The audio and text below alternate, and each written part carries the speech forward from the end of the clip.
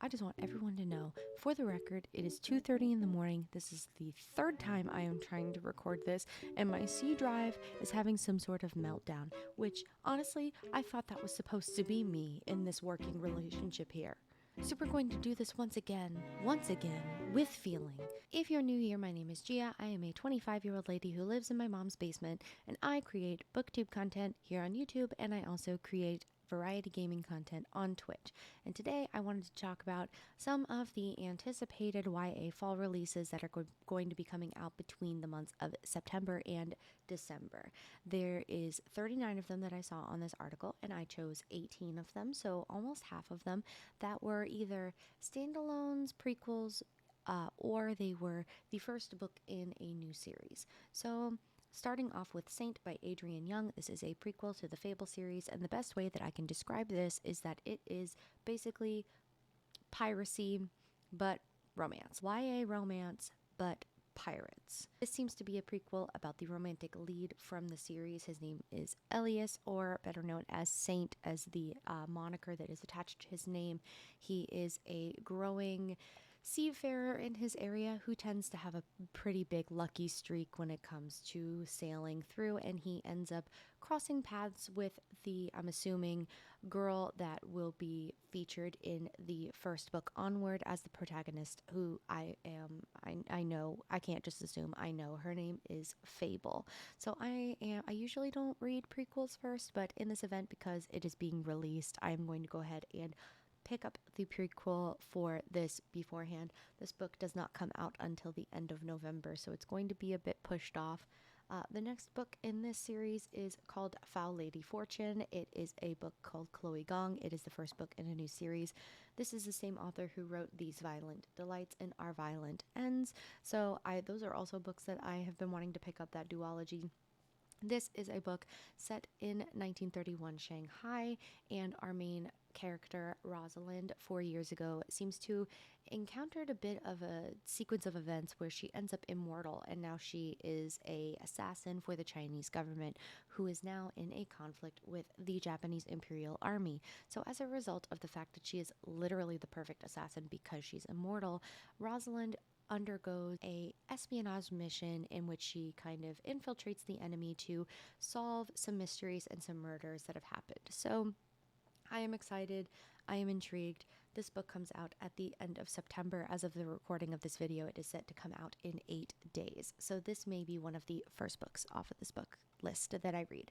The next book on this list is Never Ever Getting Back Together by Sophie Gonzales. This is a contemporary LGBTQ romance about two women who end up falling in love, but they start out as two girls who share the same ex-boyfriend who is now famous, and he is entering some kind of bachelor-like competition, and one of the girls is set to get revenge, and the other is set to get back together with him, but then the two girls end up falling in love with each other. And that is all I ever needed to know to get roped into this story. Next book on this list is Night of the Raven, Dawn of the Dove by Rati Mehrotra. I really hope that I pronounced that correctly. I'm so very sorry. This is about a girl named Ketiani who is a royal guard for the Crown Prince of Chandela. She also has a forbidden soul bond with the Queen, so the mother of the Crown Prince.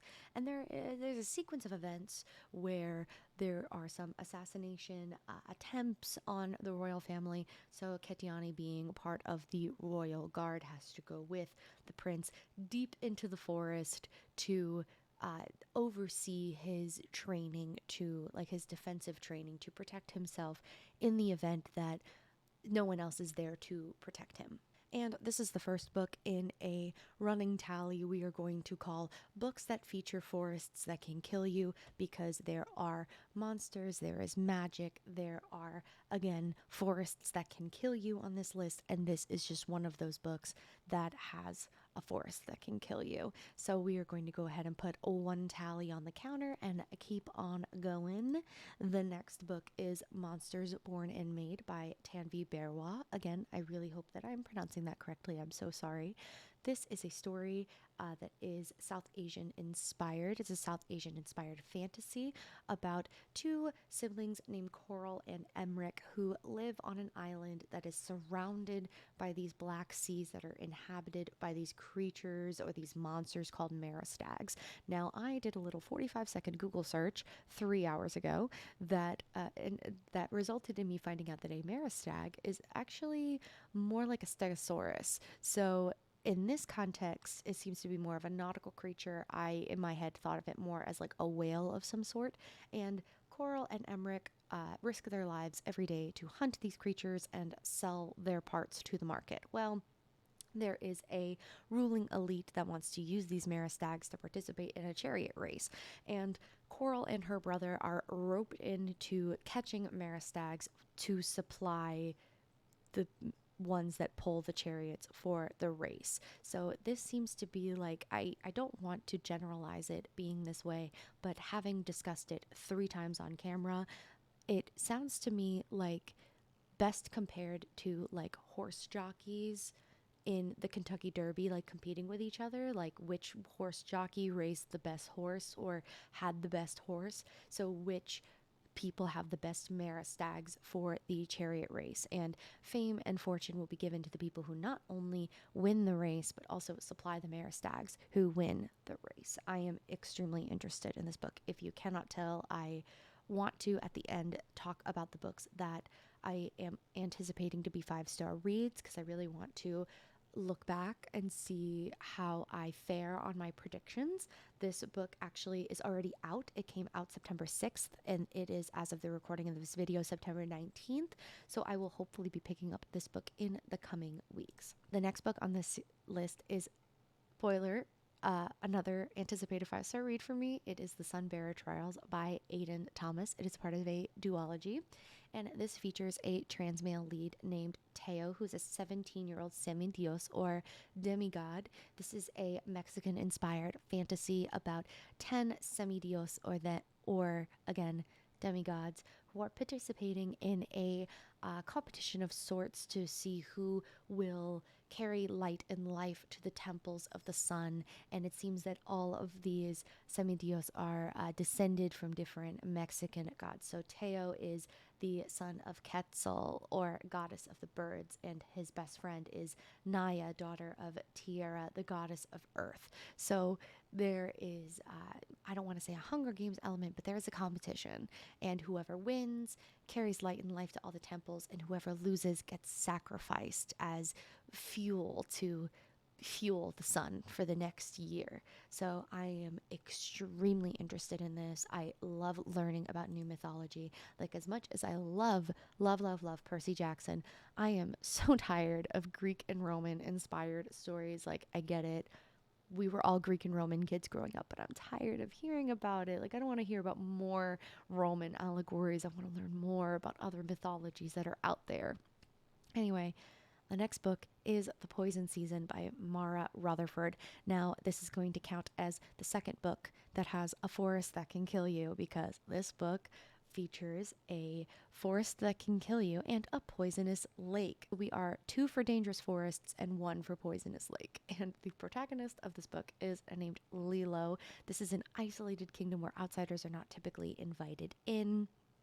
And she has a lot of loyalty and love for her kingdom, but she also struggles to accept the fact that her younger brother has this expectation that he has to gain the magic of enchanted song, which is interesting to me. There is magic involved in this world as well, that her brother will be exiled to the forest that can kill you if he doesn't find this magic. So along the way, Lilo finds a stranger, an outsider that is drowning in the poisonous lake, and she makes a split decision and she saves him. So I am really, really wondering how this fares between not just Lilo and, saving this person, make a split decision to save somebody, even though she's probably taught her whole life not to, but then also grappling with the fact that her little brother, who she undoubtedly loves very much, has this expectation of him that if he does not reach, he will die. So I'm intrigued by this. Also, the cover is beautiful.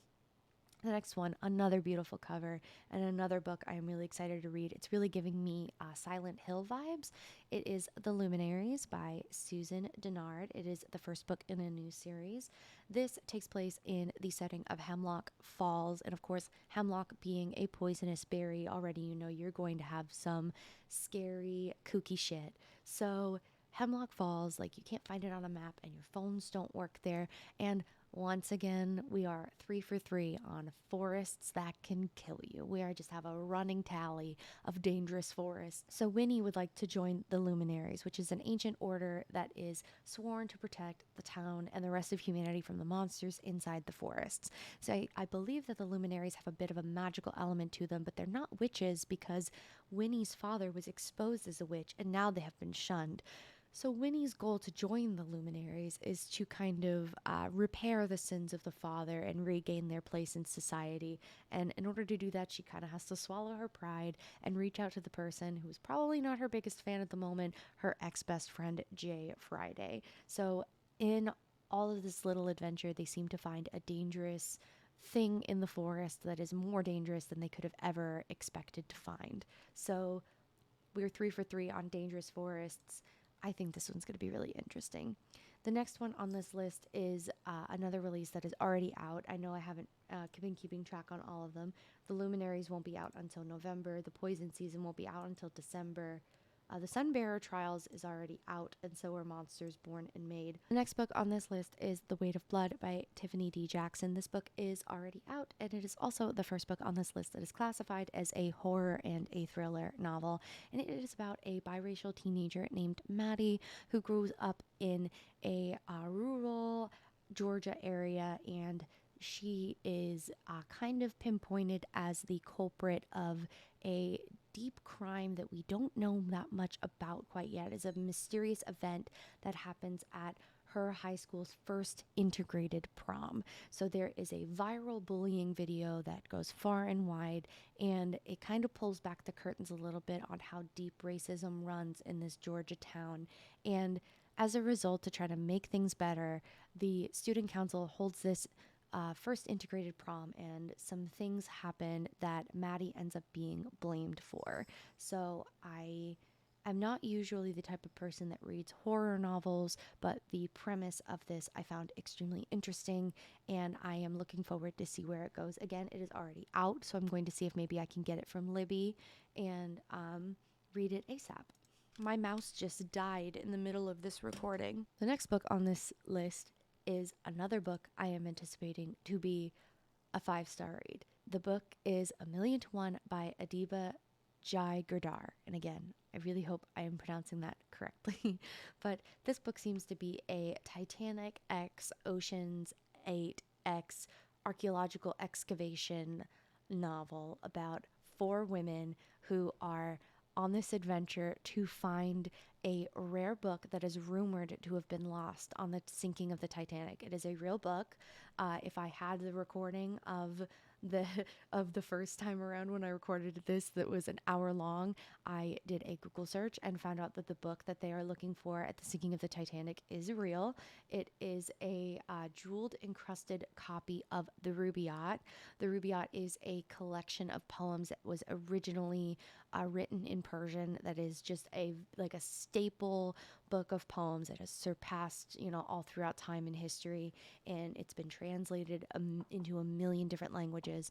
But there was a very, very special copy of the Rubaiyat that did exist that is worth a lot of money. It has thousands of precious jewels inside the binding, and it was sold to an American for a really cheap price out of Sotheby's rare bookshop in London because of coal strikes in London. It was bought for very cheap, and then it was shipped to America, and then it sank on the Titanic, or at least it's rumored to have sunk there. So this follows these 4 women who are in search of this book that did exist, and they are trying to I am assuming get the book so they can sell it and then split the money and get the profits they need for the various things in life that they need to pay for. So as somebody who studied archaeology in school, and that was what my degree was in, I am extremely interested in this. So I cannot wait to see where it goes. And this is not out until December. I think this is probably one of the latest releases on this list. The next book on this list is The Do-Over by Lynn Painter. This is a contemporary romance about a girl named Emily who is cursed to relive the same Valentine's Day over and over and over and over again, except she keeps having different interactions with this boy named Nick.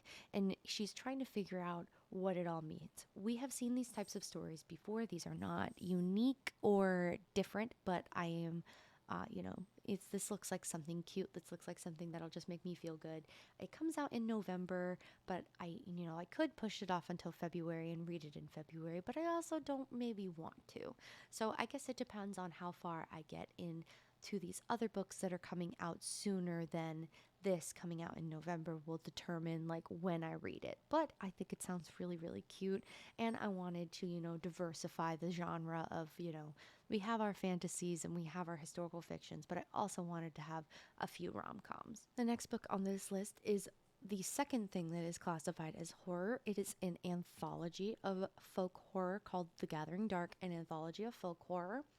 And I just really wanted to branch out when it came to the types of stories that I was reading. I know that I've mentioned that before, but also when it came to getting out of my comfort zone, not just diversifying like mythologies and perspectives, but also genre, because I am a little scaredy cat who has nightmares. So I am a little apprehensive and a little nervous, but my cats will keep me safe at night. So I'm excited. So this is just going to be an anthology of short stories that I am excited to read. The next book is another rom-com called Salt and Sugar by Rebecca Carvalho. It is about the grandchildren of two rival Brazilian bakeries, respectively named Salt and Sugar, and about how something happens that puts both of the bakeries at risk, so they then have to work together. It's very like Romeo and Juliet at its base, and I'm wondering if maybe they have to, merge their bakeries later, merge their houses of sorts, and then they fall in love as a result. So I think that this will be a pretty cute premise. I'm excited to read this one. This one comes out in November, so it's going to be a while before I see it. The next one is another anthology, but this time it is a fantasy romance anthology called Eternally Yours. So this is just a bunch of romance stories wrapped up in a big little bow, and I think it's going to be so cute. This actually comes out tomorrow. There are a few books on here that as of this recording on September 19th, they're actually coming out tomorrow, which I find so hilarious. But this is just going to be a whole bunch of little snippets of different parts of fantasy romance. There are a few authors in here that you might recognize, like Chloe Gong, who is writing the Foul Lady Fortune book that we will be reading. She also wrote, again, These Violent Delights. Also, Melissa De La Cruz, Ken Bear Blake. There are a couple other familiar people who are on here. The next book on this list is The 99 Boyfriends of Micah Summers by Adam Sass. This is a YA LGBTQ plus rom-com about a boy named Micah who runs a popular Instagram of like drawings of imaginary boyfriends. So he has these meet cutes all throughout Chicago, and then he draws the boys that he meets and then like imagines them as his boyfriend. And he's gotten pretty popular doing this. I think it's a pretty original idea. I think it's pretty cute. But he wants to do something special for boy number 100. So when he has the meet cute for boy number 100 and it doesn't go as expected, Micah goes on this big adventure throughout Chicago to find the real boy number 100.